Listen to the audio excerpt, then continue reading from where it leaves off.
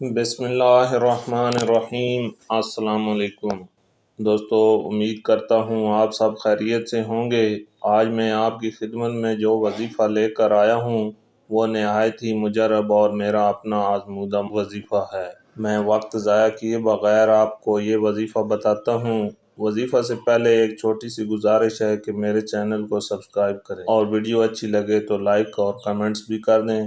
وظیفہ یہ ہے کہ آپ نے صبح نماز فجر کے فوراً بعد سورہ فجر کی 100 دفعہ تلاوت کرنی ہے اور اول و آخر 12 مرتبہ درود ابراہیمی پڑھنا ہے، اور اس کے بعد اللہ سے دعا کریں۔ اس عمل کو 21 دن تک جاری رکھیں، انشاءاللہ اللہ تعالیٰ آپ کو اولاد نرینہ سے نوازے گا۔